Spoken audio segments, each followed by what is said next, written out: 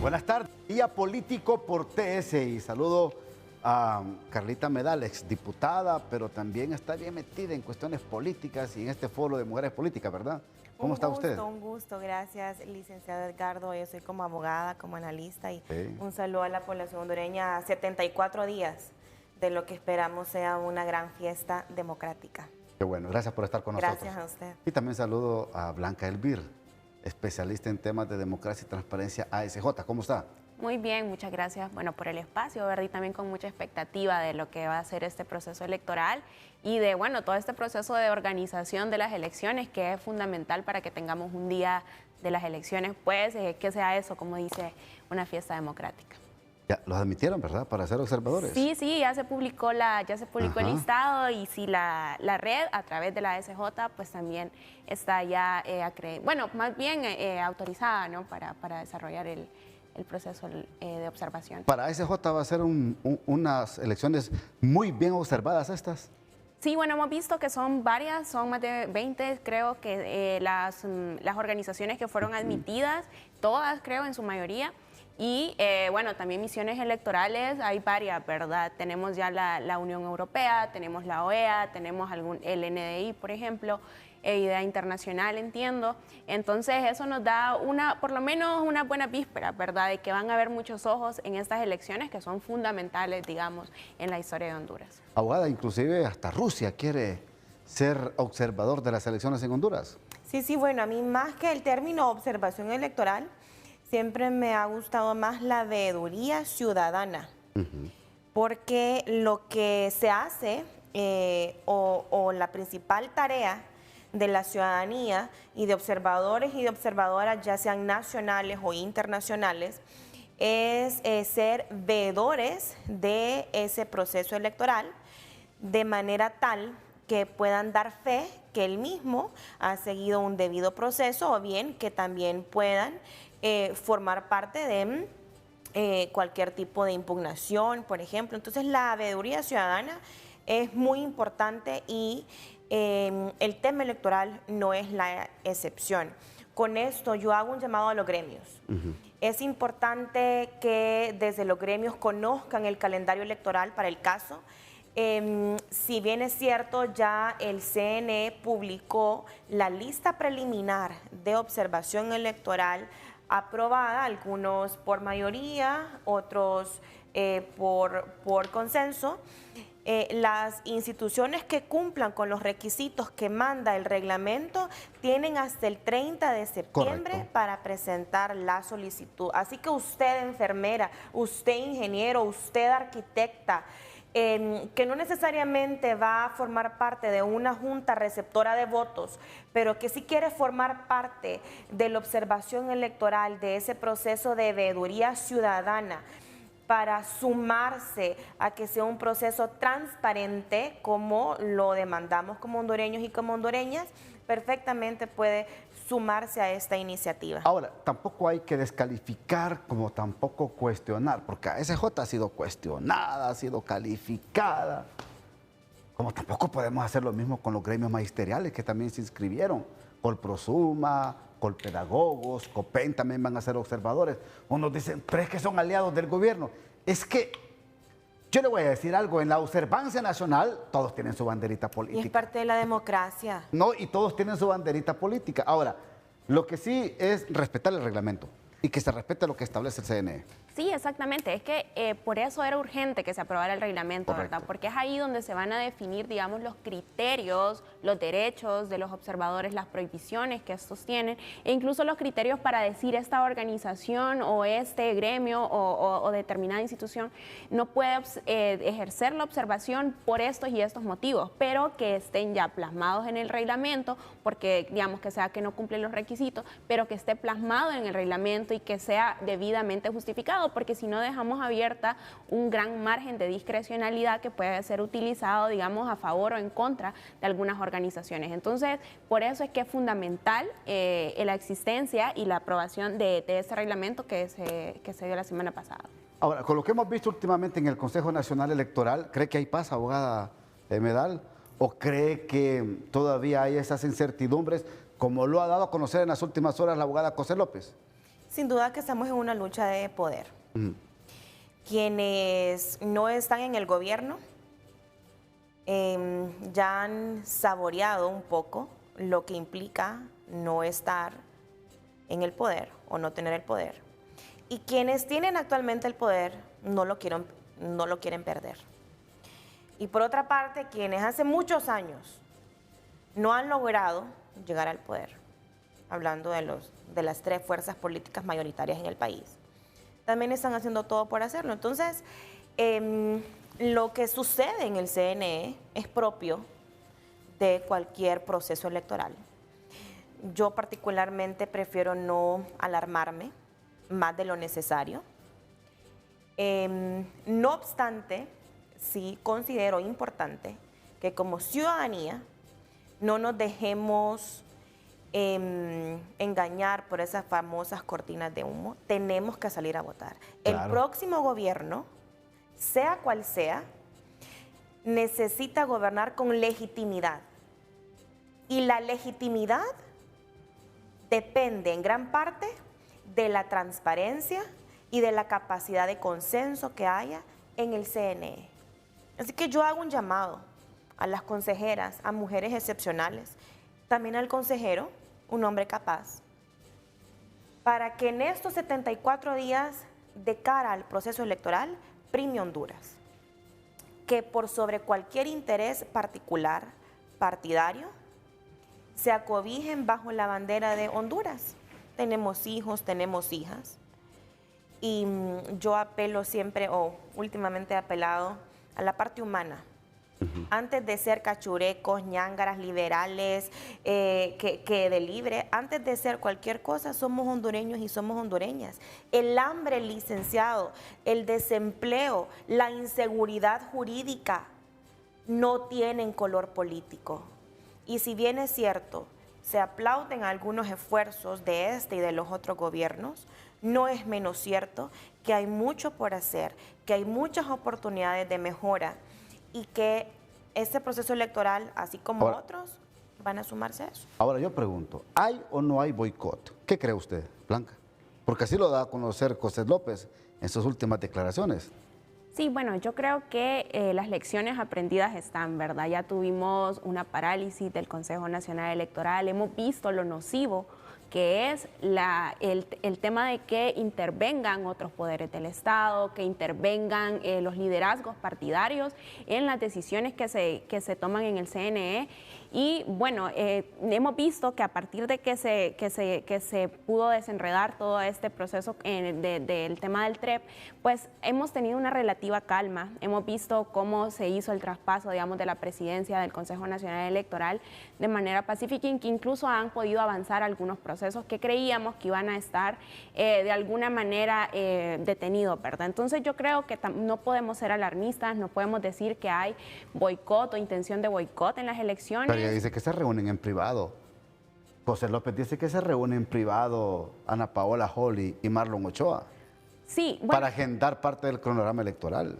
Sí, bueno, pero digamos, esto es propio de los procesos que se llevan a cabo dentro del Consejo Nacional Electoral, que sin duda va a haber, digamos, más cercanía de un lado a otro. Lo importante es que las decisiones se tomen según lo que ya establece el reglamento, según lo que establece ya la ley electoral, y bueno, que se logre avanzar. Mientras no veamos un tema, digamos, de detención en el cronograma electoral, mientras avancen los procesos de publicación y adjudicación y contratación de los suministros y de los servicios que ya establece o que se requieren para el proceso electoral, pues yo creo que debemos avanzar así y sembrar más bien esa confianza en la ciudadanía de que, por un lado, salgan a votar, pero que también salgan a ejercer su observación electoral. ¿Abogada?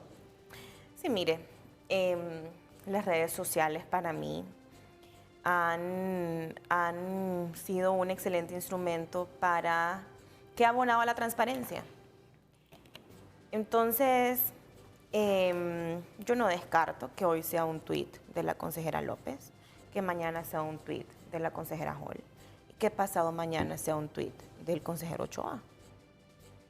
Recordemos cómo funciona la elección de las consejeras y el consejero.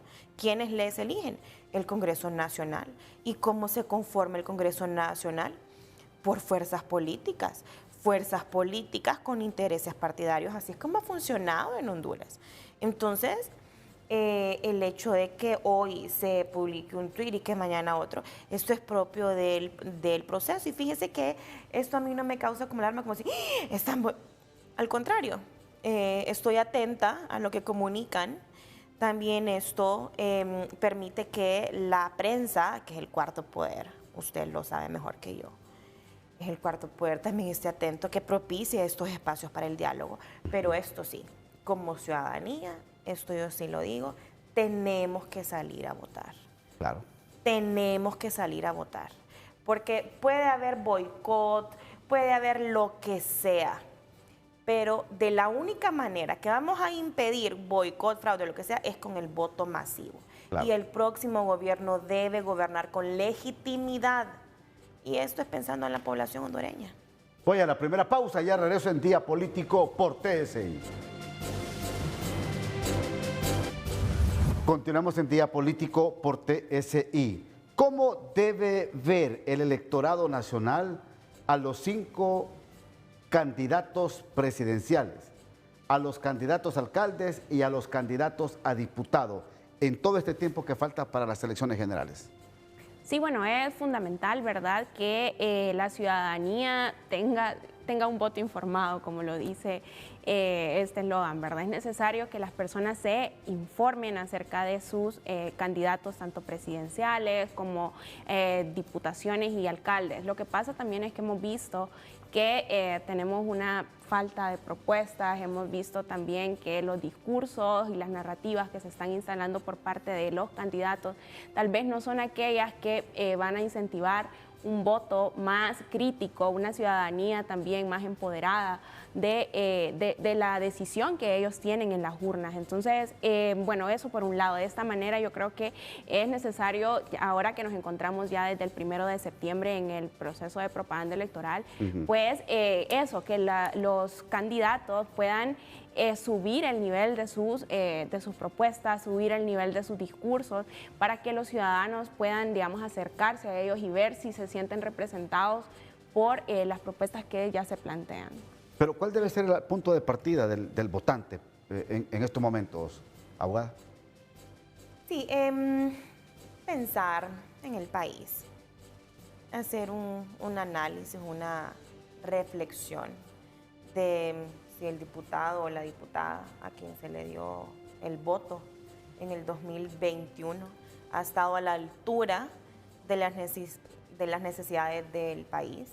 Pensar si esa figura, ese cacique o esa lideresa a nivel local han estado a la altura, que si ha habido una mejor calidad de vida en el país.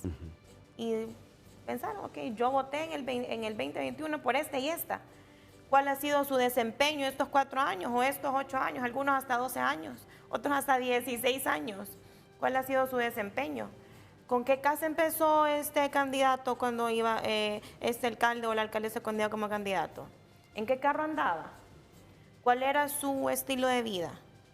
¿Es empresario, es empresaria o ha llegado al poder solo para enriquecerse?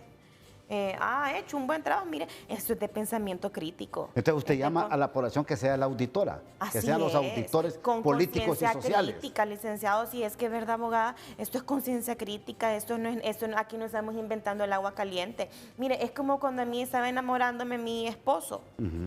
Pues yo lo analicé a él. Yo dije, ¿cumple él con lo que, por lo que yo he orado? ¿Es un buen hombre? ¿Cómo es la familia de él? Él me gusta él. ¿Qué virtudes, qué defectos en él? Lo mismo sucede en política. Tenemos que pasar un scan, así un scan. Pero no, pero lo que sucede es que históricamente aquí hemos ido a votar a ciegas. O hemos ido a votar engañados. Entonces, no, mire, pensemos cuando nos enamoraban o cuando enamoraban, porque yo digo que lo enamoré a él, aunque él diga que no, pero yo digo que lo enamoré a él. Pensábamos cuando estábamos enamorando o nos enamoraban, igual sucede en política. Óigame, ir a votar es darle a alguien la confianza para que tome una decisión para mí y por mí, porque eso es la democracia representativa. Ahora, les pregunto a ambas, ¿la herencia política es la que ha vuelto miopía en el electorado del país cada vez que se van a elecciones cada 4 años. Cuando digo una herencia política es que voto por este color, es que voto por este liderazgo y no se vio con inteligencia las virtudes que pudo haber tenido determinada persona que aspiraba a un cargo de elección popular. Mire, esa pregunta que usted hace es muy, muy importante porque nosotros nos hemos planteado en el análisis de las elecciones y bueno, de hecho es una pregunta de las ciencias políticas, ¿verdad? El tema de por qué o qué incentiva a una persona a votar. Hemos visto en reiteradas ocasiones, incluso, por ejemplo, el tema del voto de castigo. Eso es algo que en muchas elecciones ha definido cuál ha sido el resultado.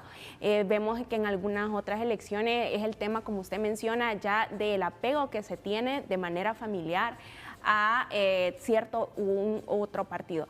Pero nosotros tenemos que plantearnos aquí por qué está votando la ciudadanía y qué sería lo mejor en un Estado democrático, en una democracia funcional, que esto se hiciera por propuestas, que esto se hiciera porque a la visión que nosotros tenemos del país que nosotros aspiramos en 5, 10, 15, 20 años. Entonces estas propuestas de este candidato son los que me van a llevar a mí por el camino para lograr este objetivo, ¿verdad? En tema de políticas públicas, en tema de economía, cuál es el modelo que se quiere impulsar y desarrollar.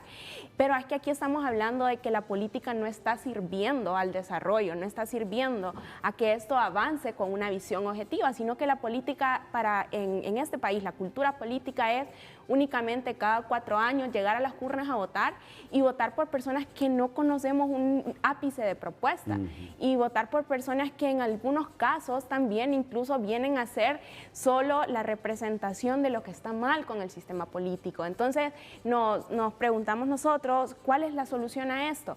Y es que surjan liderazgos, ¿no?, que tengan bien claro cuál es la visión que tenemos para este país, y no a 4 años, sino que a 20, a 25 años, pero que esto se pueda mantener en el tiempo. Entonces, yo creo que la herencia la herencia partidaria sí juega un papel fundamental, pero ahí sí le voy a, creo que en estos últimos años, las 2 últimas elecciones, hemos visto una juventud crítica. Hemos visto una juventud que se informa. Yo vi para las elecciones del 2021 con bastante alegría, digamos, varias iniciativas de jóvenes que estaban encargadas de poner los perfiles de los candidatos. Y eso me dice a mí que los jóvenes ya no queremos seguir llevando pues esa carga de un partido únicamente porque es el que votaba mi papá o mi mamá, sino que queremos informarnos y queremos ver más jóvenes también. Es romper esa herencia. Es romper esa una herencia política, exacto, caudillista, sí, que implementada en la sociedad. Ahora le pregunto a usted. Pero yo estoy de acuerdo con la... Ajá. Sí, solamente permítame. Dígame. ¿Qué tipo de voto cree que vamos a ver el próximo 30 de noviembre? Bueno, ¿será el voto de castigo? ¿Será el voto de continuidad? ¿Será un voto inteligente? Yo esperaría que así como en el último proceso electoral, sea un voto crítico.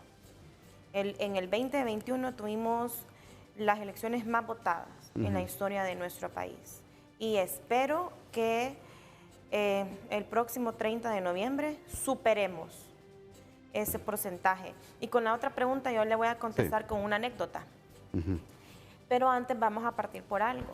Y es que es más fácil llegar al poder y gobernar con una población pobre, atenida, irresponsable y desinformada. Eso es una verdad. Estábamos en una de nuestras primeras concentraciones políticas con mi diputada propietaria, la doctora Brooks. Y ella empieza su discurso diciendo que los países, que las ciudadanías tenemos los gobiernos que nos merecemos. Antipopular. Para nada popular. Y empiezan a abucharla. Pero yo no me merezco este gobierno, pero yo no me merezco. Y, por otra parte, no es menos cierto que coloquialmente hablando, que los chanchullos o el fraude electoral no se hacen en las residenciales. Eso se hace en los barrios donde históricamente los políticos se han aprovechado del hambre de la gente. Y concluyo con la siguiente anécdota. Estaba en mi primera campaña, en una concentración.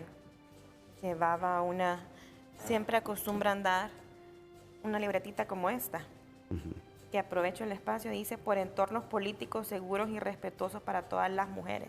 Tenemos que votar por las mujeres. Pues estaba en una concentración con mi libretita y con las propuestas. Y en eso observo cómo las personas empiezan a retirarse. Y yo, ¿pero qué es lo que está pasando acá?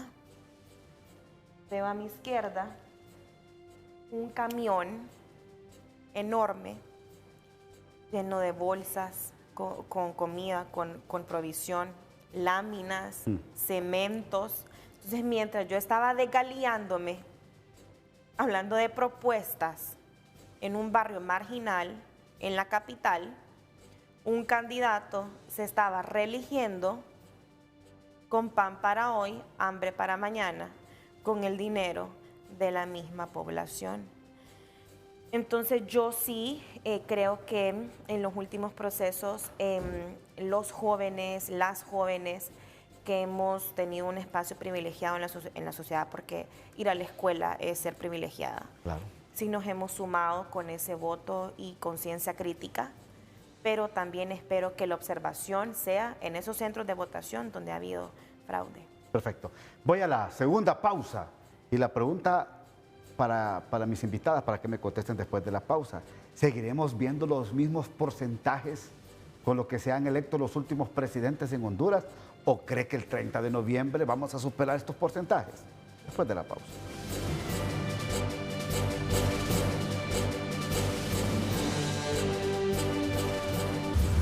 Vamos a ver los mismos porcentajes de votos, que no pasa del 40%, en cuanto a elegir al presidente o a la presidenta de Honduras, porque en Honduras no tenemos balotaje, no tenemos segunda vuelta. Abogada. Sí, bueno, lo fundamental aquí es aspirar a que en estas elecciones se pueda dar una participación ciudadana mucho más alta. Y la verdad es que, bueno, nosotros hemos estado haciendo este ejercicio de registro de voluntarios para la observación electoral y tenemos una aspiración alta, pero hemos visto bastante interés de la juventud y, bueno, ya tenemos casi 4,000 observadores y entonces esto a nosotros nos da luces de que hay bastante interés en este proceso electoral. Bueno, y aspiremos a que superemos, ¿no?, el récord que ya tuvimos con las elecciones del 2021 y que las personas salgan masivamente a las calles a votar. Yo creo que puede ser que en estas elecciones se logre alcanzar y superar estas... Doña Xiomara alcanzó 50%. 51 tengo entendido yo en el proceso. 50. 50.63%. Ha sido el más alto. El más alto. Y Narria Fura logró el 36.43%. Entre los dos, el 80 y fracciones. Sí. Ahora, doña Xiomara es la presidenta más votada en estos últimos procesos electorales, porque tampoco podemos ser mezquinos y tapar el sol con un dedo, ¿verdad? Claro. Pero ahí influyó mucho la figura partidaria y política de Salvador Nasralla. Por eso les consulto a ustedes esto. ¿Se va a superar este porcentaje o vamos a volver y retroceder a aquellos porcentajes del 30, 35%, 40%? Bueno, fueron las más votadas, pero todavía hay un porcentaje, que en ese momento yo desconozco el porcentaje de la población. ¿De abstencionismo? De abstencionismo, Correcto. si bien es cierto, el menor en los últimos procesos, pero igual es alto.